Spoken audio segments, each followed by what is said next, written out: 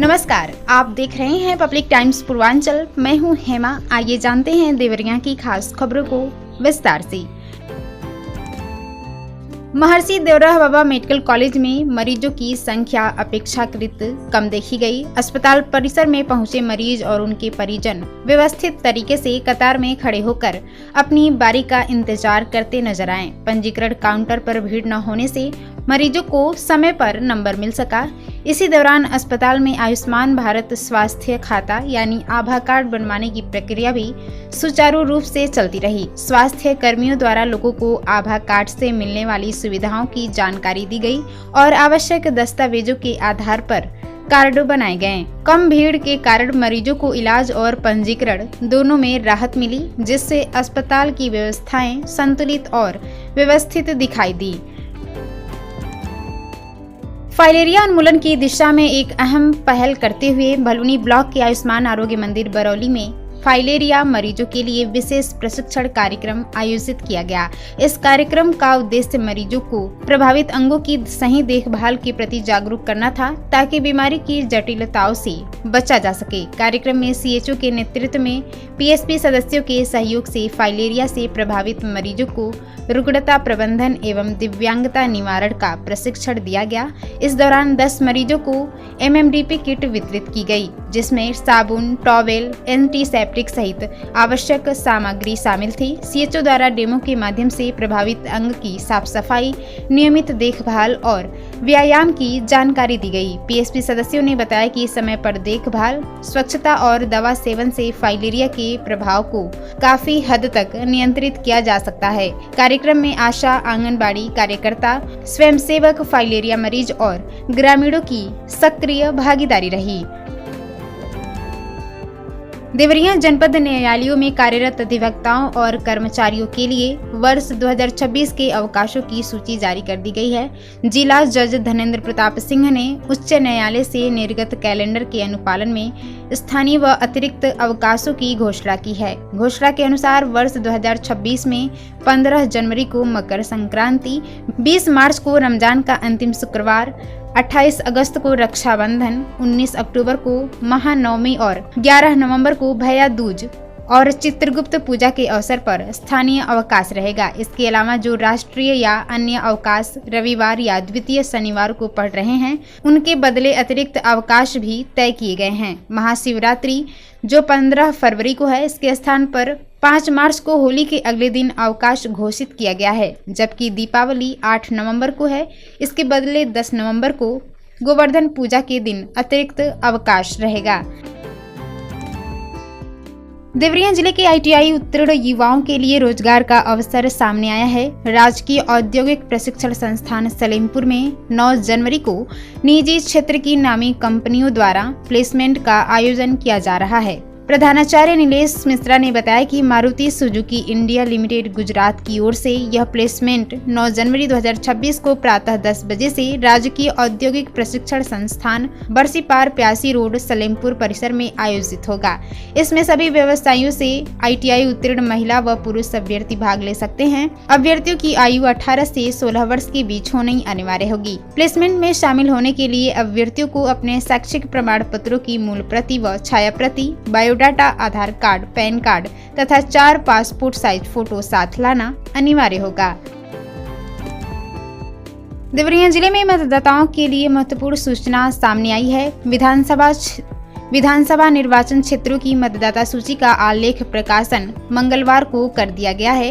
वही दावे और आपत्तियां दर्ज कराने की प्रक्रिया भी शुरू हो गई है। अपर जिलाधिकारी व उप जिला निर्वाचन अधिकारी ने बताया कि भारत निर्वाचन आयोग के निर्देश पर अहर्ता तिथि 1 जनवरी 2026 के आधार पर विशेष संक्षिप्त पुनरीक्षण के तहत मतदाता सूची का आलेख प्रकाशन 6 जनवरी 2026 को जनपद के सभी मतदेय स्थलों पर किया गया है। जिन नागरिकों की आयु 18 वर्ष पूर्ण हो चुकी है, वे प्रारूप 6 के माध्यम से नाम जुड़वा सकते हैं। वहीं नाम, आयु, पता, फोटो या अन्य त्रुटियों के सुधार के लिए प्रारूप 8 तथा नाम हटाने के लिए प्रारूप 7 पर आवेदन किया जा सकता है।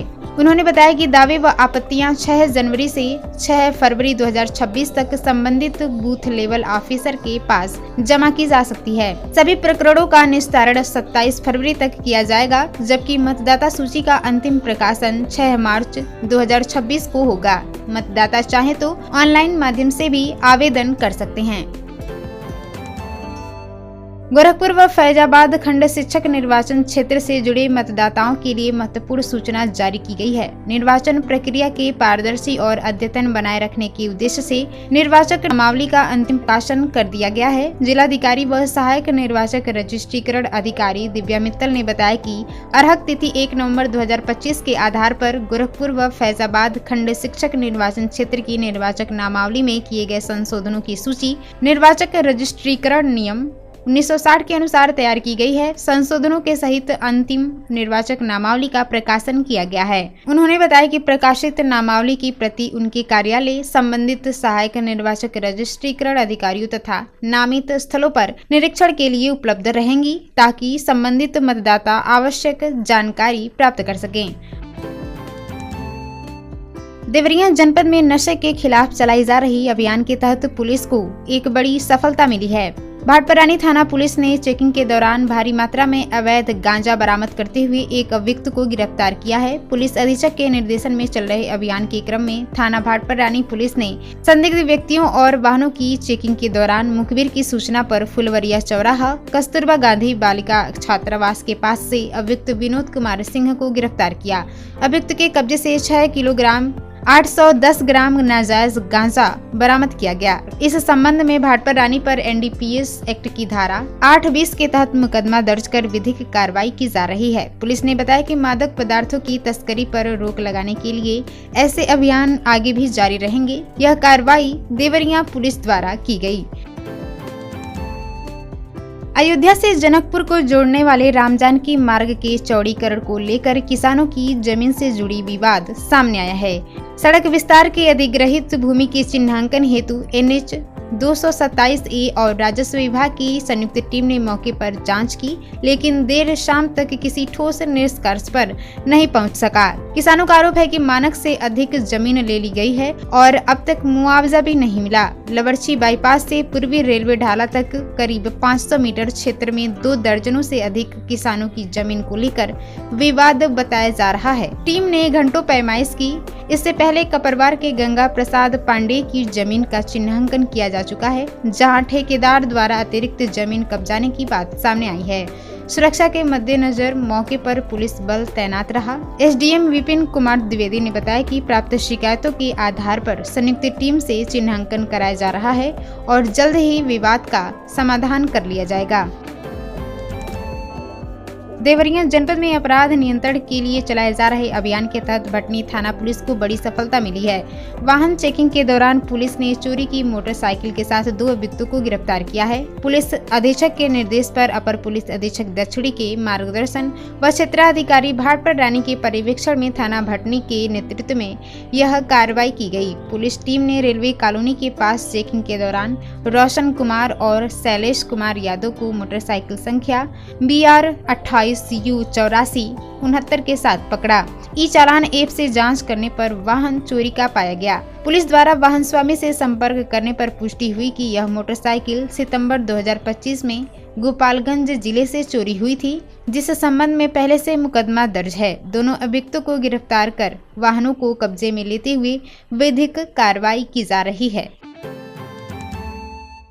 देवरिया के स्थानीय स्तर पर चर्चा में आए मामले में अमिताभ ठाकुर को न्याय दिलाने की कामना को लेकर शिव मंदिर में विशेष पूजा अर्चना की गई। मंदिर परिसर में जुटे लोगों ने उनके पक्ष में प्रार्थना करते हुए जल्द न्याय मिलने की उम्मीद जताई।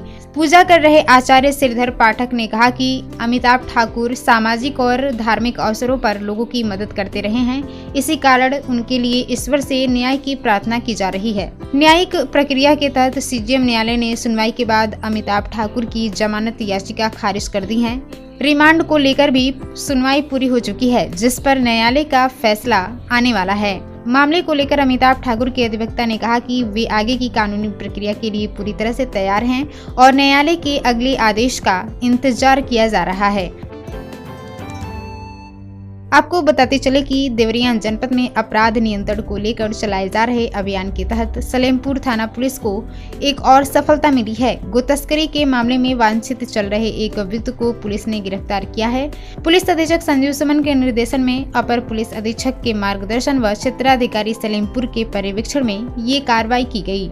थाना सलेमपुर पुलिस ने मुखबिर की सूचना पर छपरा सिवान रोड स्थित बबुनिया मोड़ के पास से रिलायंस स्मार्ट बाजार के समीप से अभियुक्त अरमान खान को गिरफ्तार किया। गिरफ्तार अभियुक्त थाना सलेमपुर में दर्ज गोवध निवारण अधिनियम, पशु क्रूरता निवारण अधिनियम व बीएनएस की विभिन्न धाराओं के तहत वांछित था। पुलिस द्वारा उसे गिरफ्तार कर नियमानुसार अग्रिम विधिक कार्रवाई की जा रही है। तो ये थी देवरिया की खास खबर। आप इसे देख रहे थे पब्लिक टाइम्स पूर्वांचल पर। मैं थी आपके साथ हेमा। नमस्कार।